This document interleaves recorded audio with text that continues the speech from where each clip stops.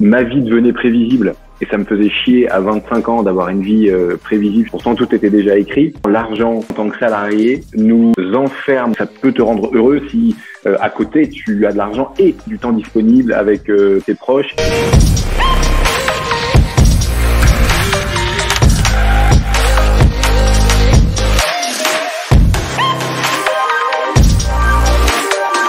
Aujourd'hui, je vais vous présenter une personne très intéressante, Stan Gruau, cofondateur de la société Explora Project, associé à Éric Larchevêque, cofondateur de Ledger, 343e fortune française. Tu l'as certainement déjà vu sur M6 dans Qui veut être mon associé. Donc Stan, qui est un ancien trader haut placé, il a tout plaqué pour devenir son propre patron. Il faut savoir qu'aujourd'hui, environ 75% des gens ne se sentent pas bien au travail et souvent ne sont pas alignés avec les valeurs de leur société dans laquelle ils travaillent. C'est, on va dire, le grand mal du siècle et il y a peu de personnes pourtant qui osent vraiment se lancer puis réaliser leurs rêves. Stan s'est lancé, il l'a fait et aujourd'hui, il est à la tête de la société Explora Project, du coup, qui est un acteur majeur aujourd'hui dans le tourisme aventure responsable maintenant en France. Salut Stan. Salut Laura, merci de ton invitation. Je suis ravi qu'on échange aujourd'hui. Avec plaisir, merci du coup d'avoir répondu présent du coup à mon invitation. Écoute, est-ce que tu peux te présenter toi ainsi que ton bébé du coup Explora Project en quelques mots? Moi, j'ai 35 ans, je m'appelle Stanislas Gruau, j'habite entre Annecy et Genève. Je suis marié, j'ai 2 filles qui ont 2 et 5 ans. Je le mentionne parce qu'en effet, la naissance de l'aîné a été un peu le déclencheur de ce changement de vie, le passage de ma vie d'avant à celle d'aujourd'hui. En effet, ma vie d'avant était assez classique, c'est-à-dire que, assez classique au sens dans un parcours de prépa et de grande école de commerce en France. Donc, j'étais à l'EDEC, à Lille. Je suis tout de suite parti en salle de marché juste après l'EDEC en 2009. C'était post-Lehman Brothers, donc c'était vraiment une période un peu de crise et à la fois d'opportunité, comme on les connaît assez régulièrement dans nos économies. Et j'ai trouvé ça assez excitant, ce métier de trader. Et j'avais envie de voir ce qui se cachait derrière un peu le mythe social, derrière les projections que je pouvais me faire de ce métier, voir si moi j'étais capable aussi de donner quelque chose dans cet environnement. J'ai trouvé que c'était hyper stimulant intellectuellement. Chaque jour était différent. Chaque jour, on met un reset un peu, on repart un peu à zéro tous les matins. Donc, c'est assez excitant parce qu'il n'y a aucune rengaine. Je dirais, il n'y a aucune lassitude. Chaque jour est hyper excitant, hyper différent. En revanche, j'ai trouvé que sur le long terme, j'avais un peu plus de mal à gagner en conviction sur le fait que c'était un métier qui allait apporter énormément de valeur et de plus-value aux gens autour de moi et à la planète. Et assez vite, je me suis rendu compte quand même que c'était un métier qui était assez auto-centré, autour d'une recherche un peu unique de profit. Quand des événements de vie comme une naissance vous arrivent, j'ai du mal à être en phase avec ça et en accord finalement avec la trajectoire de vie que j'étais en train de tracer si je restais dans le trading. Et du coup, à 30 ans, à la naissance de ma première fille, j'ai décidé de démissionner pour lancer Explora Project, que j'avais depuis longtemps gratté dans des calepins et que j'avais depuis longtemps en tête, qui était en fait de faire une agence, une boîte qui crée des expériences un peu uniques, des expériences en pleine nature, qui allie dépassement de soi, aventure, exploration, accessible au plus grand nombre pour vivre des moments un peu extraordinaires dans nos vies de personnes, somme toute, ordinaires, c'est-à-dire avec un niveau physique qui est celui de la moyenne des Français, avec un niveau de disponibilité qui est celui d'une personne qui a 4 ou 5 semaines de congés payés, pas plus, voilà, avec un budget qui est, il y a un petit budget, mais pas de quoi faire des expéditions en Antarctique pour 100 000 € non plus. Donc, avec des vrais gens, est-ce qu'on peut vivre des choses extraordinaires? Mon pari a été qu'on pouvait le faire et c'était la boîte que je voulais lancer. Du coup, je l'ai lancé il y a 4 années maintenant. Et en effet, on a eu la chance de passer d'un Qui veut être mon associé où ce projet a été mis en lumière au plus grand nombre devant près de 2 millions de personnes. Et depuis, comme tu peux l'imaginer, c'est un délire, quoi. Hein. C'est quand le projet est exposé à autant de gens, il se passe forcément quelque chose. Il y a un avant, il y a un après. J'ai beaucoup de personnes qui souhaitent se lancer dans l'entrepreneuriat qui me suivent. J'aimerais du coup te poser la question, est-ce que c'est facile de se lancer quand on a un emploi haut placé d'un côté, en plus que tu gagnais bien ta vie, de tout envoyer balader alors que tu avais entre guillemets la sécurité de l'emploi, comme on entend. Tu as pu du coup quitter la rat race. Tu te sentais comment en fait le avant-après, le stand d'avant et le stand d'après? Ouais, je crois que ça dépend de chacun. Ça dépend en fait de l'importance qu'on met dans les éléments de sa vie d'avant, à quel point est-ce qu'on valorise l'argent, à quel point est-ce qu'on valorise le sens, à quel point est-ce qu'on valorise la disponibilité, c'est-à-dire le temps disponible, à quel point est-ce qu'on valorise la flexibilité de son emploi du temps, qui sont nécessairement des oppositions qu'on peut avoir entre un entrepreneur et un salarié. L'entrepreneur a plus de temps disponible de facto et parce qu'il est plus maître de son temps et de son calendrier, donc il peut plus s'organiser. En revanche, peut-être que ces temps libres sont toujours un peu occupés par sa boîte, alors que quand on est salarié, on peut un peu raccrocher, on va dire, dans ces temps libres. On pense moins à sa boîte parce qu'on a moins à faire, d'une certaine manière, donc ça nous occupe moins le cerveau. Tout ça, c'est des généralités. On va trouver des exemples. On va trouver des entrepreneurs très pistes qui laissent filer et qui sont capables de segmenter leur cerveau en deux, et des salariés qui c'est comme si c'était leur boîte, alors que ils ont le même salaire depuis 15 ans, mais ils sont dedicated comme si c'était honneur du truc, quoi. Bon, on trouvera de tout. Mais moi, finalement, je pense que il y a un temps dans la vie de chacun pour prendre des décisions et faire ses choix. Et je pense que les éléments qui m'ont permis de faire ce choix-là, je les avais déjà presque entre les mains dans mes premières années de salariat, mais j'étais juste pas capable, en fait, de mesurer l'importance d'être en phase avec ses valeurs, d'avoir du sens au quotidien quand on bosse. Donc, je minimisais l'importance de ça et je survalorisais le fait d'avoir de l'argent. C'est-à-dire que je trouvais que c'était hyper important parce qu'en fait, ça ouvrait la possibilité de tout faire. Mais en réalité, en fait, ça rend pas particulièrement heureux par nature. Ça peut te rendre heureux si à côté, tu as de l'argent et du temps disponible avec tes proches et une capacité à avoir un emploi du temps flexible et une projection pour utiliser cet argent à des fins positif pour l'homme et la planète, quoi. Et du coup, j'avais survalorisé l'argent, incapable de démissionner étant donné les niveaux de salaire auxquels j'étais arrivé. En gros, j'étais rentré à 35 ou 36 000 euros brut annuels et quand je suis sorti, c'était plutôt autour de 400. Je te parle que des fixes. Après, les bonus, ça peut être du simple ou du double par rapport à ça. Donc nécessairement, ça va très vite. Et tout ça, ça s'est fait entre 21, 22 et 30 ans. Je dirais que pour moi, le choix, il a été facile à partir du moment où je me suis rendu compte de deux choses. Que finalement, l'argent, qu'on le veuille ou non, en tout cas en tant que salarié, nous enferme un peu dans des relations et un entourage qui est proche du milieu qui t'a permis d'avoir de l'argent. En l'occurrence, moi, c'était un univers que de traders, d'expats entre Genève, Londres, Paris, etc., de gens qui vivaient là 18 mois par ici, 18 mois par là, et j'ai pas trouvé sur le long terme une variété des échanges et des sujets abordés au quotidien qui m'a vachement épanoui. C'était beaucoup autour de l'argent rapide, fort, vite, toute la famille au diapason du mari ou de la femme qui est trader et qui doit gagner beaucoup d'argent très très vite. J'ai pas trouvé qu'il y avait une espèce d'incertitude de vie, une aventure de vie. Tout était un peu prévisible et ça, j'ai trouvé ça un peu chiant en fait. Donc à la fois, j'ai pas trouvé une grandeur d'âme dans les relations que j'avais autour de moi.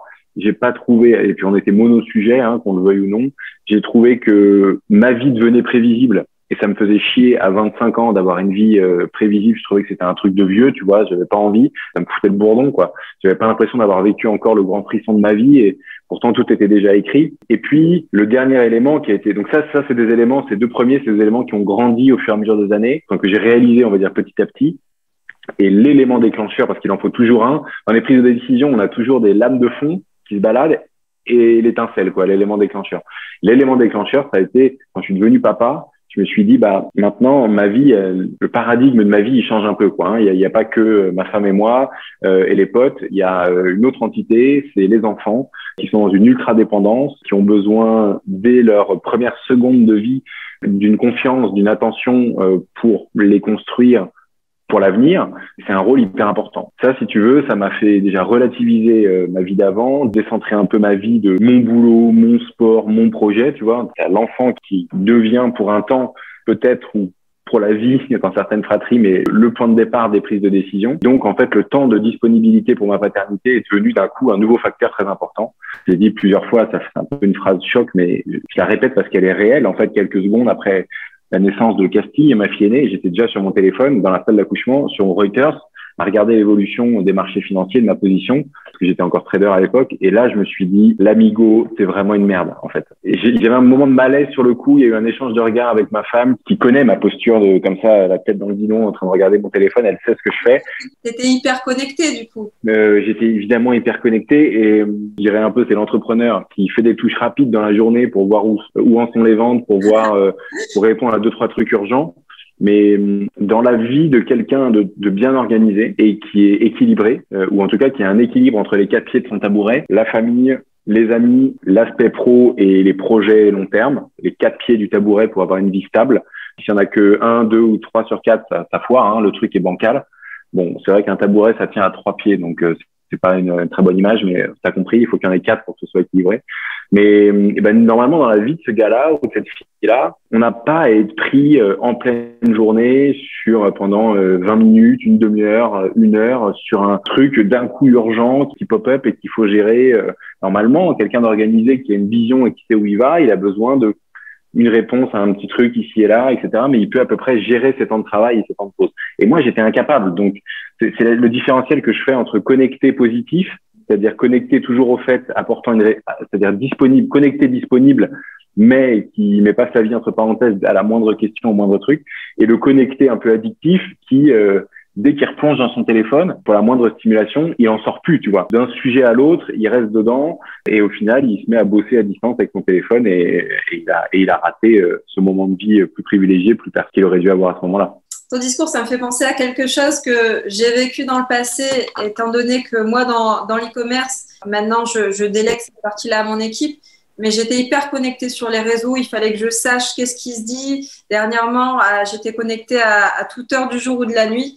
Et en fait, du coup, j'ai lu le livre Les 7 habitudes et j'ai appris du coup à travailler plus en mode proactif en fait que réactif. Je laisse beaucoup de temps dans ma journée le téléphone en mode avion. Et je pense que du coup, c'est un peu cette partie-là, peur du coup de rater un truc, de faire une erreur, qui est une alerte rouge, parce que c'est des mauvaises habitudes qu'on prend, tout simplement travailler en mode réactif en fait. Ouais, ce sont des très mauvaises habitudes, je suis d'accord avec toi. Ce que je dis maintenant aux équipes, enfin Alix, ma cofondatrice et moi, on leur dit, voilà, demain, après-demain, on est en déplacement à Paris, ou demain, après-demain, on a décidé de prendre 2 jours off du bureau pour prendre le temps de réfléchir, etc. On sera ni connecté à Slack, ni connecté au niveau d'email, etc. Toi, vous nous appelez. Il y a quoi que ce soit d'urgence, vous nous appelez. Et si vous nous appelez pas, nous, on n'est pas connectés, on est papier crayon, on bosse, on échange. Ces moments-là, évidemment, ils sont de grandes valeurs. De toute façon, il y a 2 types d'entrepreneurs. Et malheureusement, on peut modifier son caractère principal et sa tendance naturelle, mais on arrive tous avec une tendance naturelle. Il y a les suiveurs et il y a les visionnaires. Tu vois, c'est toujours pareil.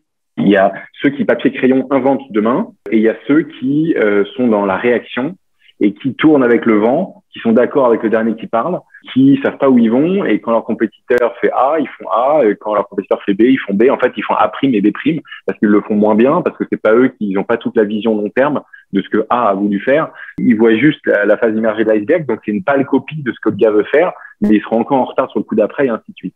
Et ça, en tant qu'entrepreneur, c'est extrêmement compliqué en fait d'être comme ça, parce que déjà c'est angoissant, parce qu'on a l'impression de courir après le train et on le rattrapera jamais. On a l'impression de faire moins bien que les autres. On nous rapporte qu'on copie les autres et qu'on fait comme les autres. Et du coup, soit il y en a qui disent ouais, je m'inspire du mieux et c'est comme ça dans mon secteur, c'est comme ça que ça marche et tout. Pourquoi pas? Il y a quelques exemples qui peuvent montrer qu'en étant un très bon numéro 2 copieur, on peut arriver à faire émerger une boîte. Mais bon. Et puis il y a ceux qui passent en plus du temps de souffrance perso qu'ils ont à savoir qu'ils sont dans cette posture-là et ne pas réussir à se mettre en position de visionnaire et de pas être en réaction mais être en anticipation et en vision. En plus, ils doivent justifier à leurs followers, à leurs haters, à leur entourage, à tout le monde, à leurs investisseurs que non, ils sont pas suiveurs ou que c'est juste pour un moment, mais après, voilà. Et ça les met en plus en cacophonie avec eux-mêmes, et j'en connais un paquet, y compris dans mon secteur. Et franchement, on me dit souvent qu'est-ce que tu penses des compétiteurs, etc. Explora a été précurseur sur plein des aspects, donc on en a un paquet autour de nous qui copie mot pour mot ce qu'on fait, qui copie nos baselines, qui appellent nos guides, qui appellent nos prestataires, qui font les mêmes choses que nous, qui appellent nos investisseurs, qui appellent nos pépinières, nos accélérateurs. Enfin, c'est vraiment dingue. Je souffre pour eux. C'est-à-dire que je me dis putain, mais ça doit pas être facile au quotidien. En fait, franchement, j'ai aucun ressentiment à quelque rencontre que ce soit. Je me dis juste que ça doit pas être facile, en fait. Il y a un conseil, moi, que je donnerais, c'est qu'il faut tracer sa route. En fait, pas regarder dans le rétroviseur. On y laisse une énergie considérable. Et je pense que il faut regarder dans le rétroviseur pour mieux comprendre parfois des mouvements de marché, mais vraiment y consacrer un temps dédié et être sûr qu'on le fait pour aller chercher tel type d'information et pas pour essayer de se rassurer. Je pense qu'il y a beaucoup d'énergie mal placée et normalement le téléphone doit être un outil de communication de vision et pas un outil d'absorption d'angoisse et de constatation de ce que la compétition fait parce qu'on y perd un temps phénoménal. Mais clairement. Moi, j'ai bien aimé ce que tu as dit du coup. Et ça, tous les entrepreneurs devraient avoir du coup sa propre vision, une vision de savoir justement où est-ce qu'ils vont dans 10 ans, dans 5 ans, dans un an, savoir exactement, avoir leur propre chemin, comme tu dis, c'est super important. Parce que nous, du coup, avec mon associé Aurélien également, on s'est fait beaucoup copier.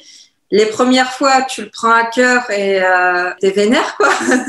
Mais après, maintenant, c'est quelque chose que, par exemple, on prend plus à cœur parce qu'on se dit, je trouve ça même bénéfique parce que je me dis, on avance dans le bon sens. Si on se fait copier souvent, c'est que c'est bon signe, c'est qu'on inspire des gens, c'est que ça fonctionne. Voilà, on garde notre chemin, notre cap, notre vision, on se retourne pas pour regarder ceux qui nous regardent.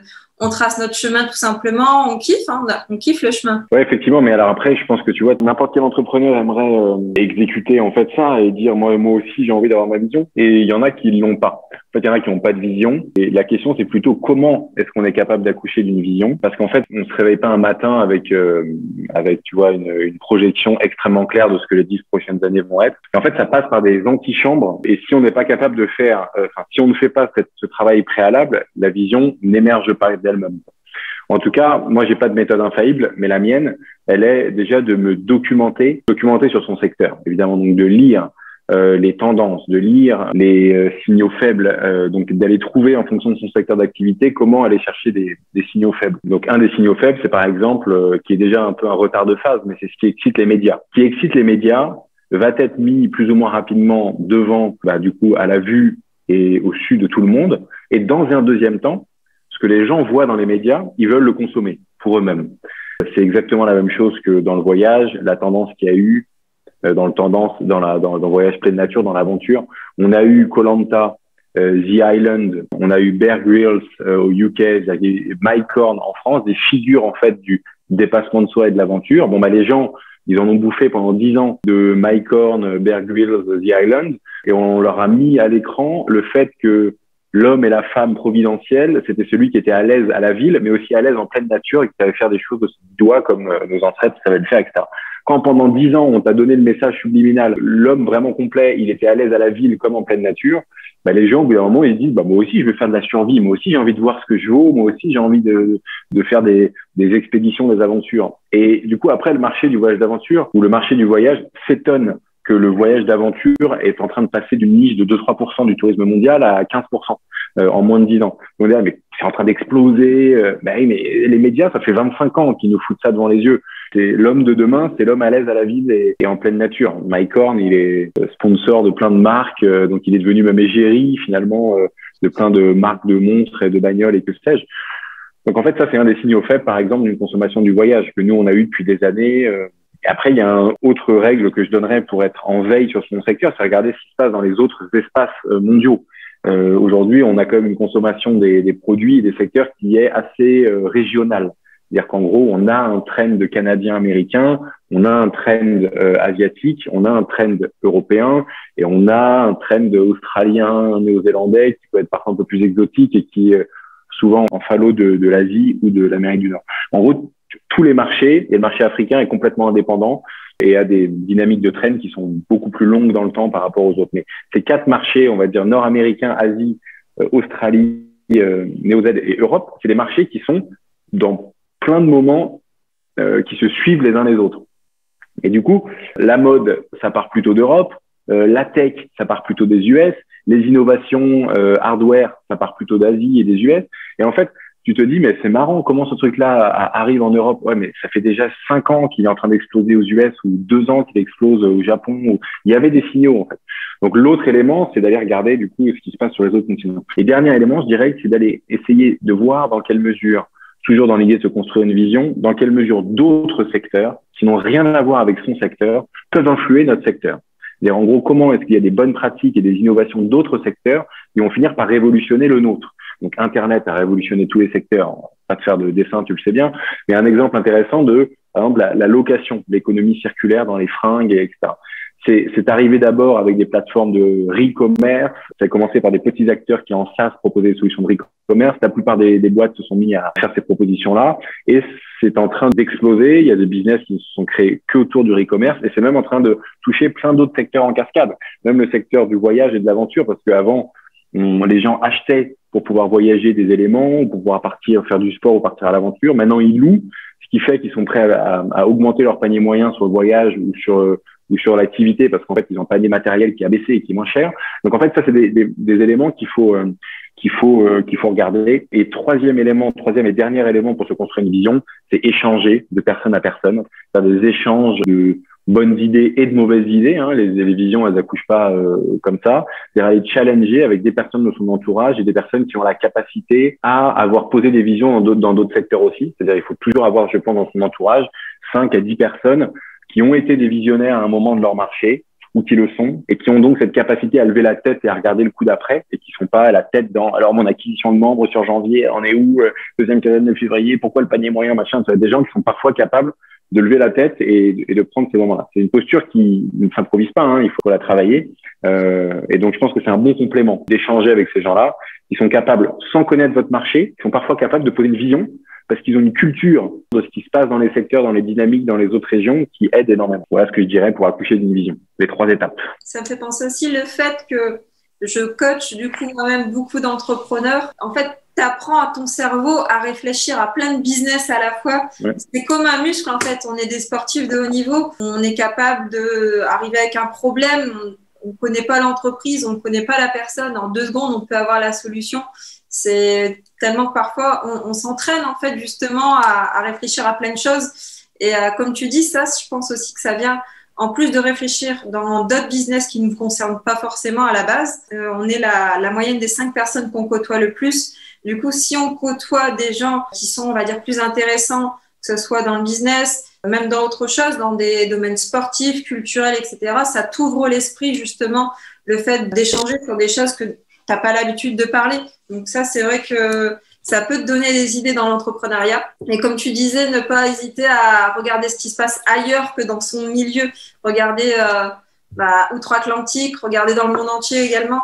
Et moi, Explora Project, avant, j'avais jamais vu du coup d'entreprise, en tout cas en France. Peut-être ça existe certainement, mais en tout cas, ils se font pas connaître. Il y avait certainement d'autres entreprises, mais ça se faisait pas connaître. Outre-Atlantique, j'en connaissais, j'en avais déjà entendu parler du coup aux États-Unis, mais en France jamais. Donc après, la place, elle est aussi à la personne qui sait se faire connaître, je pense. Ouais, exactement. Et bon, après, on pourrait parler des heures et des heures, mais sur les différentes étapes. Mais tu vois, donc je suis d'accord avec toi, pardon, pour structurer ma pensée. Je suis d'accord avec toi sur le fait d'élargir des échanges qu'on fait, notamment en dehors de son secteur. Moi, j'ai 2 créneaux par semaine de 30 minutes à chaque fois ou 2 fois dans la semaine. Souvent, je suis sollicité sur les réseaux sociaux, notamment d'entrepreneurs, de gens qui ont des projets naissants ou aboutis qui veulent échanger. Et en fait, 2 fois 30 minutes, ça me fait, comme tu le dis, sortir complètement de mon secteur. J'écoute en 30 minutes, j'essaye de dire, moi, si j'étais dans les godasses de celui qui me pitch son projet, ce que je ferais, ce qui me semble pas du tout cohérent ou ce qui me semble lumineux. Et ça, c'est vrai que c'est un mécanisme qui est hyper bon. J'entends déjà des entrepreneurs qui seraient en train de nous regarder et qui se diraient, il est sympa le mec, moi, j'ai pas 1 heure dans ma semaine. Ou tu vois, j'ai pas 2 fois une demi-heure ou j'ai pas 2 fois 1 heure à consacrer. Oui, parce qu'en amont, c'est de l'organisation de son quotidien. Est-ce qu'on est capable de travailler sur l'important et pas sur l'urgent? Est-ce qu'on a créé, tu vois, le spectre d'exécution et de décision autour de soi efficace pour ne pas avoir à être englué dans des trucs du quotidien? Ça, c'est évidemment le travail qu'il faut faire en amont. Et comme tu le dis, ça existe outre-Atlantique, mais en France, je connaissais pas. Et pourtant, il y en a plein des boîtes qui font ça. Au UK aussi, il y en a boîtes qui font ça depuis 8-10 ans, du voyage d'aventure, plus ou moins responsable, plus ou moins horizontal. Il y en a qui ont pris toute la gamme de toute l'aventure, du ski à l'apnée, à la voile, en machin comme nous, c'est-à-dire toute l'horizontalité du secteur, et d'autres qui sont hyper experts, que de l'alpinisme ou que de la voile ou machin, qui ont décidé de prendre leur verticale et de poncer leur verticale, en fait, de poncer leur niche. Mais il y a aussi une capacité à se faire entendre. Et ça, probablement que c'est le plus difficile, je trouve, aujourd'hui, parce qu'en fait, les réseaux sociaux, on sait qu'il y a des youtubeurs qui ont plus de views que le journal de 20 heures sur TF1 à chaque story qu'ils font. Donc, tu vois, ça change un peu le paradigme de comment se montrer et qu'est-ce qui est important. Et c'est hyper dur, en fait, de se faire une place et d'être entendu dans cette jungle de l'hyperstimulation des réseaux sociaux. Parce que il y a énormément d'informations. Et pour avoir accès, pour que le consommateur final, ou celui qui serait intéressé par ton produit ait accès à ton produit, eh ben, en fait, c'est vachement dur. Il n'y a jamais eu autant d'opportunités, mais il n'y a jamais eu autant de compétitivité pour avoir accès à cette visibilité.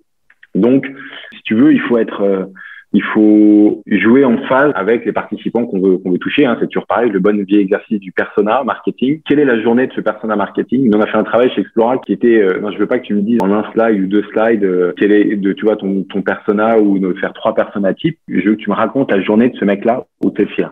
Qu'est-ce qu'elle fait dans sa journée? Je veux que tu me dises, quand elle allume son téléphone, ce qu'elle va regarder comme appli.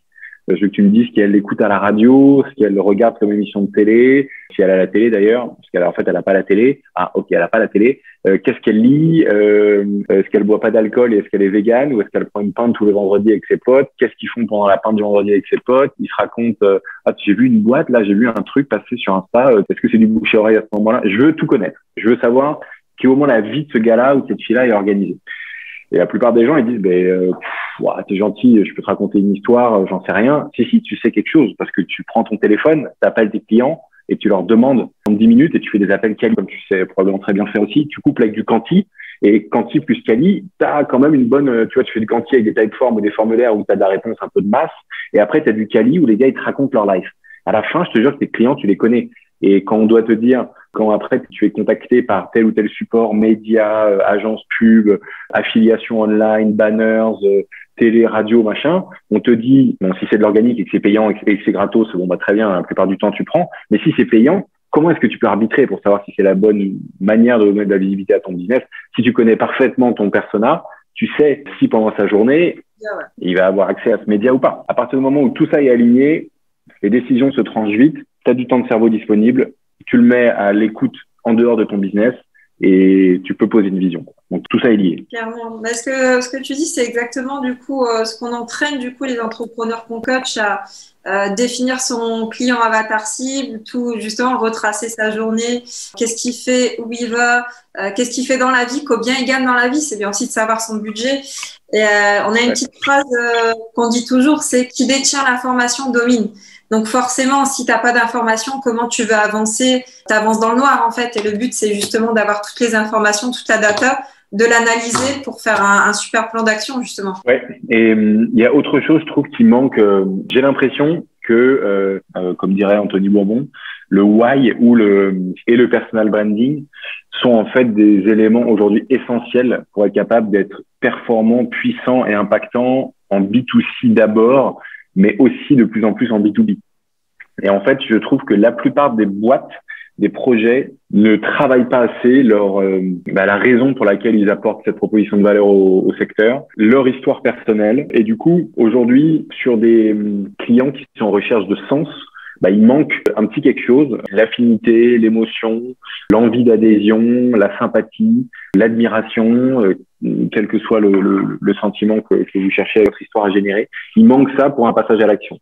Et ça fait partie de, je pense, aujourd'hui, pour une bonne partie des produits qui sont pas des produits de masse, de très, très entrée de gamme, qui, eux, sont drivés par le prix, la disponibilité, les stocks, l'immédiateté de livraison chez toi. Mais si tu n'es pas dans cette frange de produits, le reste, ça va être l'adhésion au projet, à l'histoire des fondateurs et à quel point est-ce que cette boîte apporte du sens à la planète, à petite ou très grande échelle. Et c'est ça qui va être un facteur de décision et d'adhésion du client. Et je trouve que beaucoup de business en ont un peu honte. Et les business qui marchent le mieux, rétrospectivement, c'est ceux qui ont été capables de raconter l'histoire et de raconter ce qu'ils cherchent à apporter. Les exemples sont nombreux. Justine Hutto avec Respire, Guillaume Gibault avec le Split français, Anthony Bourbon avec Feed, Pauline Léniaud avec Gemio. Et il y en a des dizaines et des dizaines. Et ça, je crois que c'est hyper important de le faire. Ça nécessite de se mettre un peu à nu parce que parfois, les gens osent pas trop raconter vraiment leur histoire personnelle, se sentent un peu illégitimes. Et pourtant, plus banale elle est, plus en fait, est-ce qu'elle permet de projeter les gens parce qu'ils se disent, mais en fait, cette personne elle est comme moi. Et elle se dit ça. Et du coup, ça va créer une adhésion peut-être parfois encore plus large. Donc, faut pas chercher l'extraordinaire. Faut pas chercher à devenir, tu vois, un personnage de comics. Il faut juste essayer de raconter des choses vraies et simples. Et c'est ça qui touche vachement les gens. Ça, c'est un peu le 2020, 2021, 2022, un gros trend qu'on voit. C'est je veux parler à un mec qui me ressemble et je veux connaître une histoire. Franchement, c'est très intéressant parce que justement, en parlant de simplicité, moi, ce que j'aime bien chez toi, Stan, c'est que tu as un côté simple. Dans une vidéo, j'ai vu, parce que j'ai fait mes petites voix, tu vois, avant de faire cette interview, c'est que tu disais, voilà, avant de passer dans Qui va être mon associé, j'avais 2 t-shirts Célio, j'avais pas de fringues, qu'est-ce que je vais mettre? C'est ce côté justement où tu avais déjà un poste très bien placé. Niveau finance, tu aurais pu déjà avoir un dressing bien fourni. Et pourtant, c'est pas pour autant que, enfin voilà. Du coup, tu me fais penser à quelqu'un qui est plutôt, comment on dit ça déjà, minimaliste en fait. Oui, alors oui et non. Disons que c'est un peu plus complexe que ça. Tu as vu une partie immergée de l'iceberg dans une interview. Et sur ce point-là, c'est vrai, hein, les fringues, je m'en fous un peu. En fait, j'ai jamais valorisé vraiment les habits, tu vois, les fringues, c'est pas un truc qui me passionne. Justement, en fait, j'aurais aimé être minimaliste parce que je trouve qu'en fait, c'est redonner du sens et sa place aux choses les plus importantes de sa vie. C'est donner leur juste place aux choses. Je ne l'ai pas complètement été pendant la période où j'étais trader. Et du coup, ma femme, qui l'est beaucoup plus, m'a mis quelques petites sonnettes d'alarme en mode un X5 turbo qui va à 250 km/h, on n'en a rien à foutre. Enfin, tu vois, toi, t'es peut-être content de t'acheter ça parce que tu as eu ton permis il y a 2 ans. J'ai eu mon permis très tard. En parisien merdique que j'étais, j'en avais pas besoin du permis, ça sert à rien. Voilà. Du coup, je me suis retrouvé à 27 ans sans permis. Donc après, du coup, quand j'ai pu m'acheter une super caisse, du coup, je l'ai fait. Et c'est vrai que quelques temps après, je m'en suis voulu, j'ai revendu, j'ai dit, ça sert à rien, on consomme trop d'essence, ça n'a aucun sens. Et du coup, je m'en suis voulu. Donc, si tu veux, je pense que je suis minimaliste dans la vision, dans l'envie. Et en fait, parfois, à court terme, je me fais prendre dans ce que je dénonce. C'est-à-dire, je me fais prendre dans une boucle de consommation immédiate et impulsive, etc. Et j'ai du mal à en sortir. Et c'est là où parfois on me le fait remarquer autour de moi. Parfois, mon épouse est aussi un garde-fou à certains moments. Elle a aussi ses côtés, elle aussi, où sur certaines zones de consommation, elle fait la même chose. Donc en fait, tout ça pour dire qu'on est tous imparfaits et qu'il y a des domaines dans lesquels on est capable d'exécuter parfaitement sa vision et d'autres sur lesquels c'est plus compliqué. Et tu vois, un autre exemple pour terminer sur ce côté minimaliste, les réseaux sociaux. Il y en a qui en ont une utilisation minimaliste et pondérée. Et moi, en fait, j'ai toujours, au tout début, je me suis dit, c'est marrant, vas-y, il y a 1 an et demi, je crée Instagram, je suis l'image de ma marque et on avait décidé avec ma cofondatrice que ce serait moi le visage de la marque pendant le Covid. On s'est dit, tiens, on raconte notre histoire parce qu'en fait, elle est intéressante, il faut qu'on le fasse savoir. Donc, ça a commencé comme ça pendant le confinement. J'ai créé un profil Instagram. J'ai pas créé exactement pendant le confinement, mais il y avoir 2-3 photos dessus, j'y allais jamais. Et donc là, ok, j'ai mis ça en ordre de bataille. Ça m'a amusé jusqu'au moment où je me suis fait un peu pris dans le truc ou de regarder mes followers, il faut que j'ai des followers qui grandissent, qu'est-ce qu'ils veulent et tout, il faut que je réponde à tout le monde et tout. Tu sais, je suis tombé dans ce truc-là un peu délire en mode mais attends, je suis en train de passer plus de temps avec Jean-Michel qui m'envoie un truc en DM à 23h que je connais pas. Je suis en train de lui répondre alors qu'il y a ma sœur sur WhatsApp à qui je réponds pas depuis une demi-journée ou des potes depuis une semaine parce que je suis en train de répondre à Jean-Michel et à Charlotte que je connais pas et à Juliette machin et à Alban. Que des gars tu sais qui te posent en plus, tu sais ce que c'est sur les réseaux. Ils te posent une question un peu perso, un peu business. Tu sais, on est dans un espèce de flou un peu artistique. Donc tu sais jamais trop. Tu dis mais attends, je réponds pour mon business, mais en même temps je suis sur mon compte perso et c'est le bordel des réseaux sociaux. Et du coup, j'ai eu du mal à être minimaliste et efficace là-dessus. Je me suis fait prendre dans le tourbillon des réseaux sociaux. Je suis encore un peu dedans d'ailleurs. Mais en tout cas, maintenant, phase 1, j'en ai conscience. Tu répondras ce soir dans le quart d'heure que tu dois prendre pour répondre aux gens tous les jours. Tu vois, un quart d'heure, voilà. Mais pas des heures et des heures. C'est pas à eux de décider quand ils rentrent dans ma vie, quand est-ce que je dois répondre, tu vois, et si je dois répondre immédiatement. Donc, ce minimalisme, il est à tous les égards. Il est dans l'utilisation qu'on peut avoir des réseaux sociaux. Et j'aimerais être minimaliste. Sur les réseaux, c'est pas encore complètement le cas. Mais l'honnêteté, en tout cas, et oui, ce que je suis en train de vivre et le sans filtre. Je suis pas encore sans filtre, hein. C'est bien pire que ça, sans filtre. Si tu me connaissais au quotidien, tu verrais que c'est encore pire. Et d'ailleurs, autour de moi, on me le dit beaucoup. Mes potes qui me disent, franchement, sur les réseaux, t'es chiant. Mec, t'es chiant. Je dis, bon, ça veut dire que je suis moins chiant à côté. Ouais, mec, t'es beaucoup plus marrant. Sur les réseaux, c'est hyper policé, hyper pro et tout. C'est pas toi, quoi. Et pourtant, certains sur les réseaux ont l'impression que je suis un peu, voilà, cash et sans filtre. C'est pas encore le cas, tu vois. Il y a encore un filtre et je fais assez gaffe. Mais petit à petit, je glisse.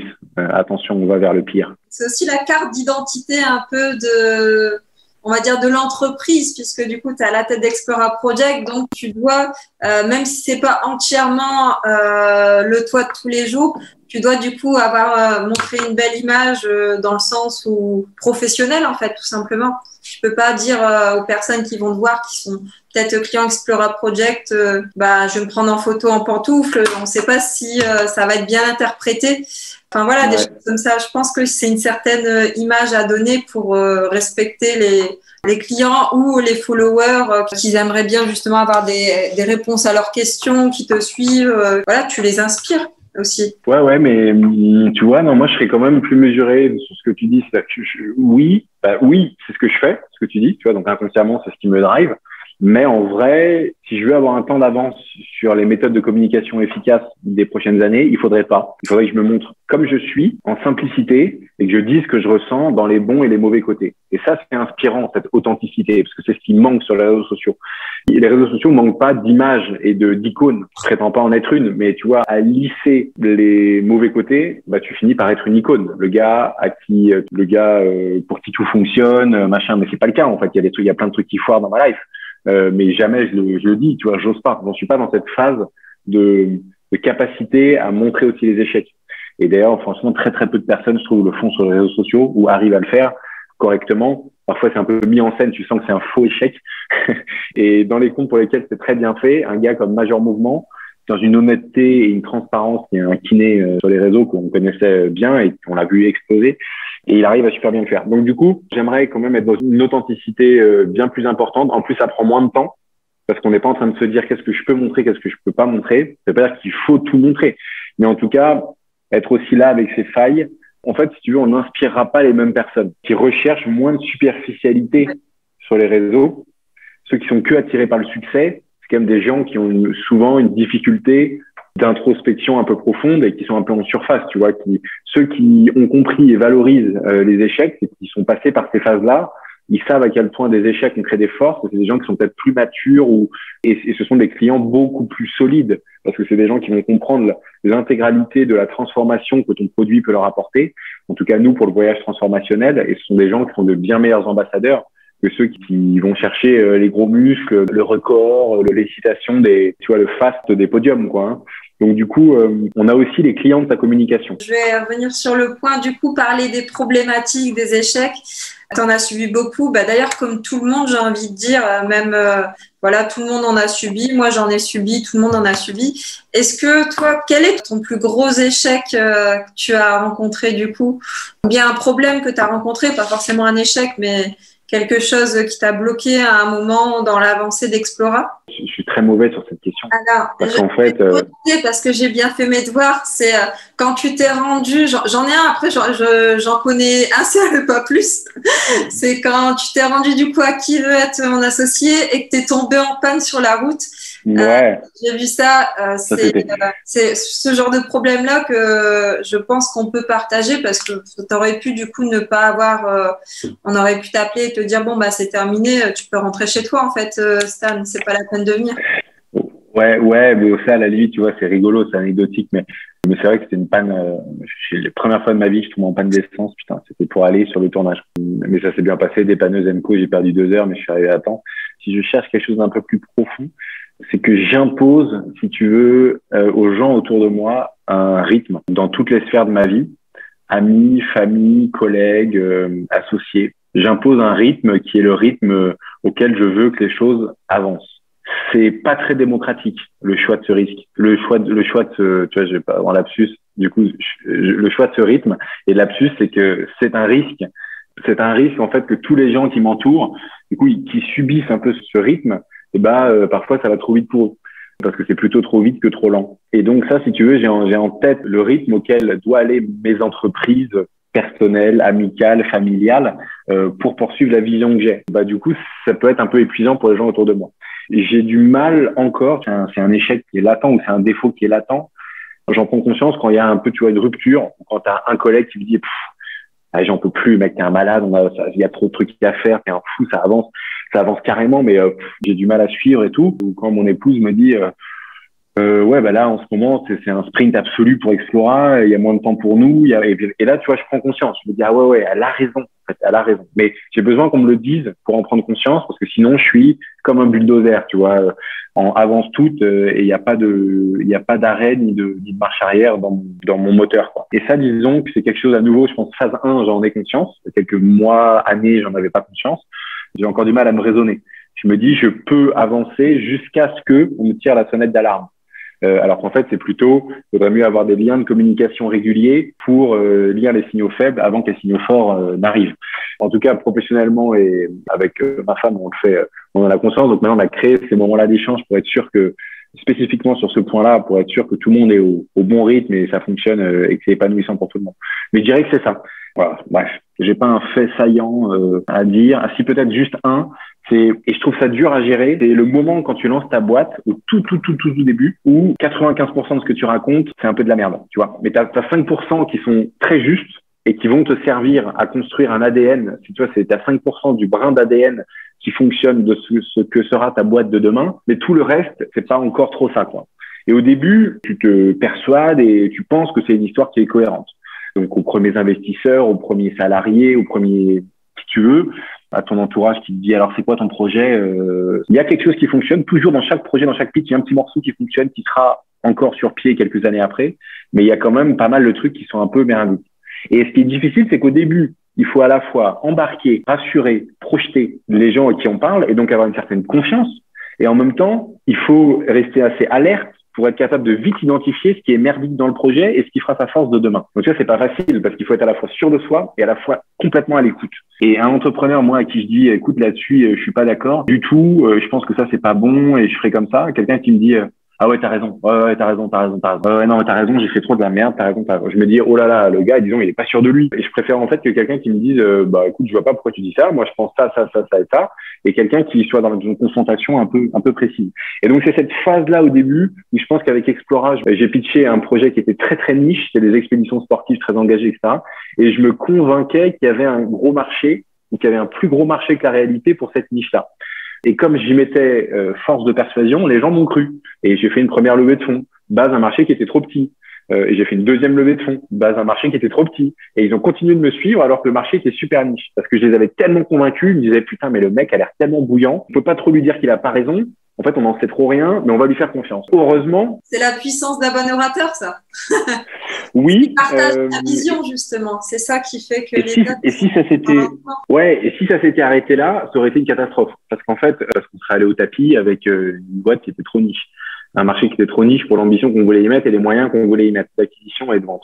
J'ai eu, si tu veux, l'ouverture d'esprit de le réaliser et de tout de suite changer les offres pour avoir un marché et une taille critique suffisante pour que tout le monde soit content et que le projet marche très bien. Mais donc voilà, il y a un moment, j'ai dû me dire, ok, je les ai convaincus là-dessus, mais toi, il faut que tu aies un coup d'avance. Tu vois, c'est bien de les avoir convaincus, mais ça veut pas dire que c'est vrai. C'est-à-dire que tu as réussi à les convaincre, bah ça. Mais toi, il faut que tu vois le coup d'après et que ce marché doit être plus gros. Donc, il faut faire parfois un peu attention d'être à la fois sûr de soi et à la fois être capable de se remettre en cause et de changer. Et ça, je trouve que c'est le pivot ou la bicéphalité de l'entrepreneur qui débute et qui pitch. Il est très compliqué d'avoir.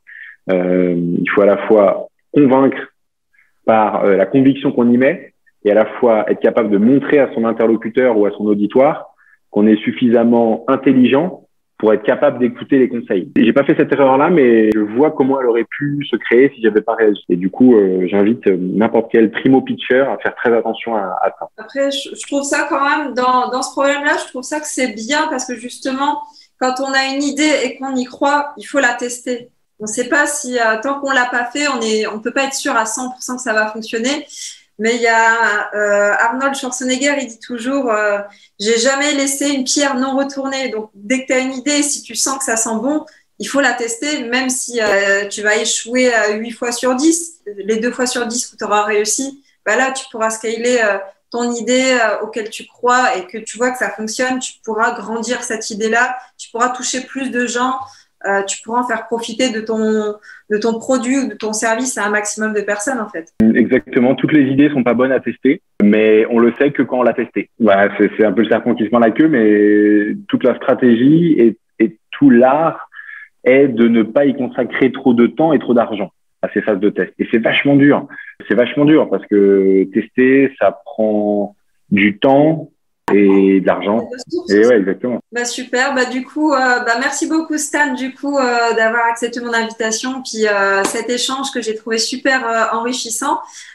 Du coup, pour les gens qui nous regardent et qui souhaitent réaliser un voyage responsable, sportif ou insolite, où est-ce qu'on peut justement réserver un voyage Explora Project? Est-ce qu'il y a un seul site? Est-ce qu'on peut te retrouver sur les réseaux sociaux? Ouais, vous nous retrouverez sur tous les réseaux sociaux que la planète nous a offert jusqu'à aujourd'hui. LinkedIn, TikTok, Instagram, Facebook, Twitter, YouTube, et j'en passe. Et bien sûr sur le site exploraproject.com où vous retrouverez plus de 1000 départs pour l'année 2022 que vous pouvez rejoindre, quel que soit votre niveau sportif. Dans plein d'univers, on a 4 univers: les expéditions sportives, les voyages et les aventures bien-être et ressourcement, avec beaucoup autour du yoga, les voyages du coup en immersion culturelle et des modes de vie à la rencontre des gauchos camarguais, des bergers corses, des chasseurs lapons, etc. Et enfin le dernier univers, des aventures en famille. Si vous avez des enfants à partir de 6 ans, vous pourrez partager avec eux un moment de complicité et d'intimité en pleine nature. Voilà, merci beaucoup de ton invitation, Laura. Et puis, je te souhaite une bonne continuation. Merci à toi aussi. Salut, Stan. Salut, ciao.